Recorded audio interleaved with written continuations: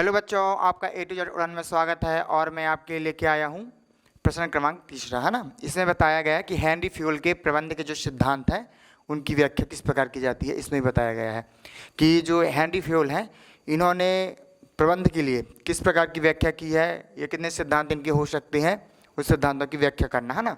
तो जैसे कि मैंने बताऊँ कि हेनरी फ्यूल के द्वारा जो प्रतिपादित सिद्धांत हैं, है ना, तो इसके मैं 4 लिखवा दे रहा हूँ पॉइंट, है ना। तो पहला अगर लिख दें अगर अपन, तो पहला होगा कार्य विभाजन, है ना। कार्य विभाजन, कार्य विभाजन। बच्चों जैसे कि मैं बताऊं कि कार्य विभाजन क्या होता है कि मतलब अपन को किसी व्यवसाय में शुरू करने के लिए जो प्रबंध होता है ना, प्रबंध के लिए जो कार्य का विभाजन है, कार्य का विभाजन अपन को किस प्रकार से करना है, किसको जवाबदारी देनी है, वही होता है कार्य विभाजन। तो आइए कार्य विभाजन के बताते हैं महत्व, है ना। इसमें बताया गया है कि विशिष्ट व्यक्ति, है ना,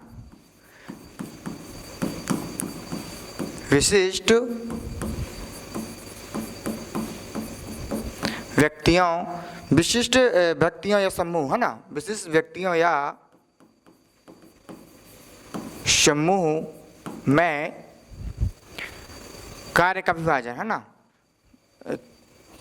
समूह में, ये समूह के लिख लीजिए बच्चों, समूह के बीच कार्य का विभाजन, कार्य का विभाजन किया जाना, है ना, किया जाना चाहिए ताकि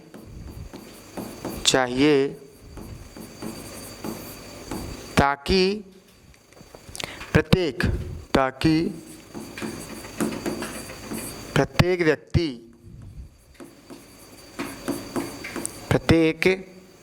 व्यक्ति अपनी विशेषता के अनुसार काम कर सके। प्रत्येक व्यक्ति अपनी विशेषता के अनुसार कार्य कर सके। प्यारे बच्चों, जैसे कि मैंने बताया कार्य का विभाजन, है ना। कार्य का विभाजन किस प्रकार से करना है कि विशिष्ट व्यक्तियों का समूह, है ना, विशिष्ट व्यक्तियों या समूह के बीच कार्य का विभाजन किया जाना चाहिए ताकि प्रत्येक व्यक्ति अपनी विशेषता के अनुसार, मतलब कि जिस व्यक्ति को जिस प्रकार का कार्य पसंद है ना, उस प्रकार के व्यक्ति को उसी प्रकार का कार्य देना चाहिए। जैसे कि मान लो किसी व्यक्ति को अकाउंटिंग अच्छी आती है तो उसको अकाउंटिंग वाला काम ही देना चाहिए। और किसी व्यक्ति को मान लीजिए कि संप्रेषण, है ना, कि मतलब किसी व्यक्ति को किस प्रकार से अपन अपने बस में करना, अपनी बातों को उलझाना है, तो जिस प्रकार से जिस व्यक्ति को कार्य मतलब काम करे उसको वही उसी प्रकार का ही काम देना चाहिए, है ना। अगर दूसरे पॉइंट की इसकी बात करें अपन, तो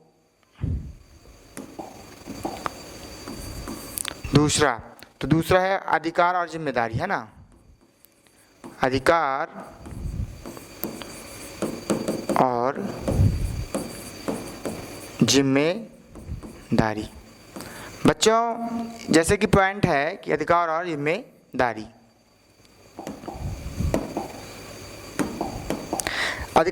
जिसमें कि प्रबंधकों के अधिकार, इसमें प्रबंधकों के अधिकार और प्रतिबंधक के अधिकार होने चाहिए तथा उन्हें अपनी जिम्मेदारी स्वीकार करनी चाहिए, है ना। जैसे कि इसमें बताया गया है कि जो प्रबंधक होते हैं, जो मतलब व्यापार को शुरू करते हैं, उन्हें उनका अधिकार जो होता है, उनके अधिकार होने चाहिए तथा उनकी जिम्मेदारी होनी चाहिए। और उनके अधिकार जो होते हैं उनको वह स्वीकार करें कि अधिकार का मतलब कि किस प्रकार से अपन को निर्देश देना है, किस प्रकार से अपन को निर्णय लेना है किसी कार्य के लिए, उस प्रकार से मतलब कि अपन अधिकार का उपयोग करना है ना। इस प्रकार से बताया गया है कि अपन इसका मीनिंग हो जाएगा कि कोई व्यक्ति किस प्रकार का जवाबदेह है ना, अपने अधिकार के प्रति किस प्रकार का जवाबदेह होगा, इसमें इसी बात का उल्लेख किया गया है। तो अगर आइए इसमें लिख देते हैं, जो प्रबंधक होते हैं, प्रबंधकों को अधिकार होना चाहिए, प्रबंधकों को अधिकार होना चाहिए और उन्हें अपनी जिम्मेदारी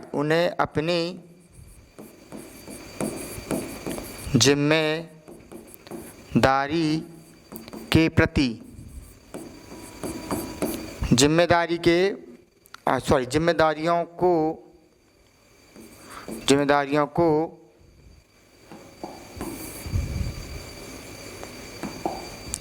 को स्वीकार करना चाहिए,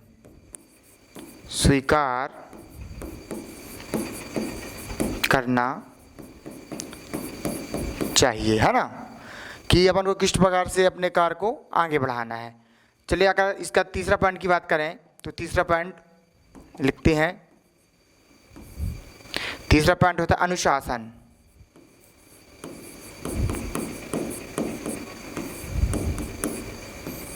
अनुशासन का मतलब होता है कि संगठन, है ना, अनुशासन का मतलब संगठन के भीतर नियमों एवं अधिनियमों को पालित करना, या कि अपन को किस प्रकार से अपनी प्रबंध है उसमें किस प्रकार के अपन नियम का पालन करेंगे, इसमें अनुशासन उसी प्रकार से बताया गया है। जैसे कि अनुशासन, है ना, अनुशासन में इसमें लिख सकते हैं पर संगठन के भीतर नियमों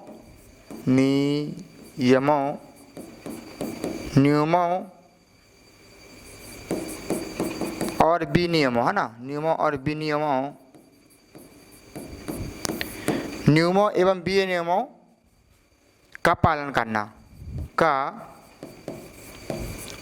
करना चाहिए।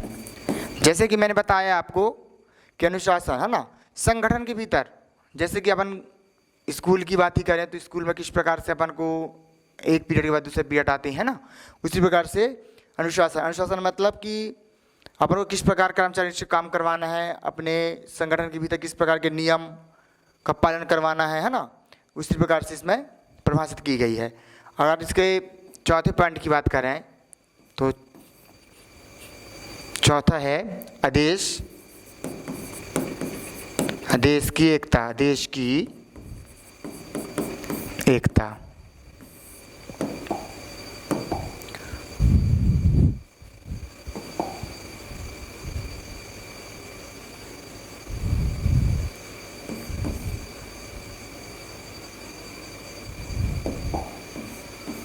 आदेश की एकता, है ना प्यारे बच्चों, आदेश की एकता आपको जो इसकी मीनिंग है ना, जो मतलब इसका मैंने पॉइंट लिखवाया है, तो चौथा क्रमांक ये बोल रहा है कि आदेश की एकता से जैसे आपको समझ में आता ही होगा। आदेश किसे कहते हैं? किसी कार्य को करने के लिए जो दिया गया है ना, जवाबदारी होती है, उसे आदेश कहते हैं। अगर आदेश की बात करें तो प्रत्येक कर्मचारी केवल एक ही प्रबंधक से आदेश प्राप्त करना, है ना, आदेश प्राप्त करने चाहिए, है ना, कि मतलब एक व्यक्ति का जो आदेश होगा सर्वोपरि होगा। इस प्रकार से इसमें आदेश की एकता रही है, ताकि यह कर्मचारी के कई प्रबंधकों से आदेश मिलते हैं, है ना, जिससे वह भ्रमित हो जाते हैं या भ्रमित हो सकते हैं। इस प्रकार से एक ही आदेश अपन को पारित करना चाहिए। जैसे कि चलें लिखते हैं इसका कि प्रत्येक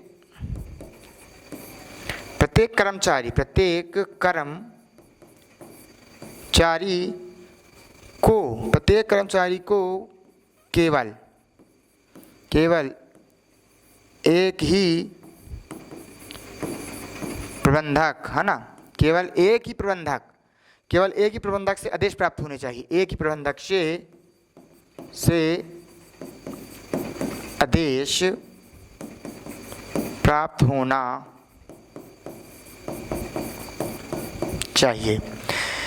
प्यारे बच्चों, इसका मतलब यह है कि जो कर्मचारी होते हैं किसी संस्था में जो या किसी कंपनी में कार्यरत होते हैं, तो उसमें जो मतलब जिसको CEO अपना बोलते हैं ना, उस प्रकार से जो मालिक होते हैं उस कंपनी में केवल एक ही व्यक्ति का आदेश पारित होना चाहिए, है ना, ताकि कर्मचारी उस आदेश का पालन कर सकें, है ना। और इसके आगे अपन लिख सकते हैं,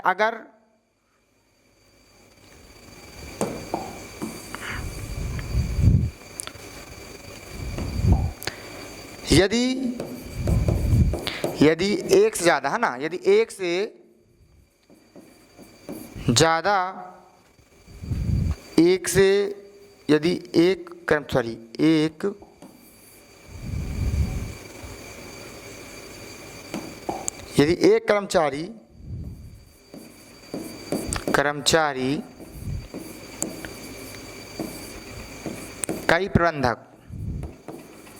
कई प्रबंधकों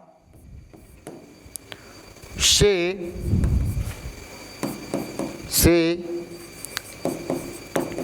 आदेश प्राप्त करे तो उस आदेश में बच्चों भ्रांति उत्पन्न हो सकती है। तो उस आदेश में करे तो उस आदेश में कर्मचारी भ्रमित हो सकते हैं, कर्मचारी भ्रमित हो सकते हैं।